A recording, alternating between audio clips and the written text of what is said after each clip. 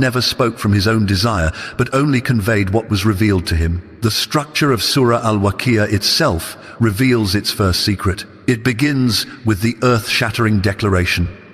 When the inevitable event occurs, there is, at its occurrence, no denial. From the very first verse, we are transported to a moment that transcends time and space, the moment when all of creation will be shaken to its core. But why does a surah promising protection from poverty begin with such an apocalyptic scene? The answer lies in understanding the divine psychology of abundance. Allah teaches us that to truly appreciate the blessings of this world, we must first understand their temporary nature.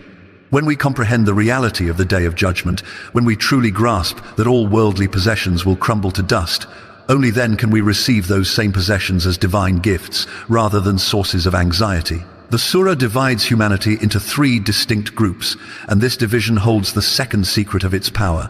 The first group, as Sabiqun, the foremost ones, the pioneers of faith.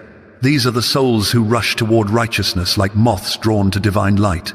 They are the ones who spend in the way of Allah before being asked, who forgive before receiving apologies, who love for the sake of Allah without expecting anything in return. The second group, Ashab al-Yamin, the companions of the right, are the righteous believers who follow the straight path with steadfast devotion.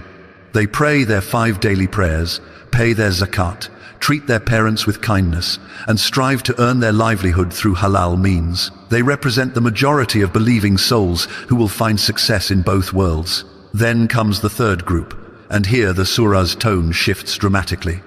Ashab ash-Shimal, the companions of the left, those who denied the truth and lived lives of transgression.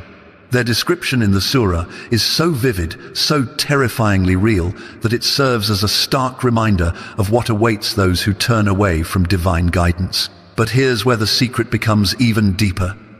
The surah doesn't just describe these groups randomly. It's showing us a spiritual map, a guide to transformation. When a believer recites these verses with understanding and contemplation, they inevitably ask themselves, which group do I belong to?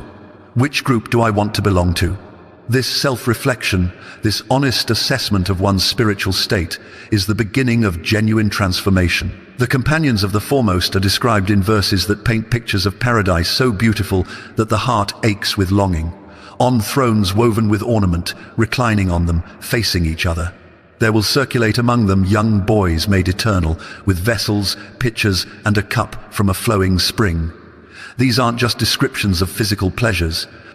They represent states of spiritual fulfillment that begin in this world for those who truly surrender to Allah. When Abu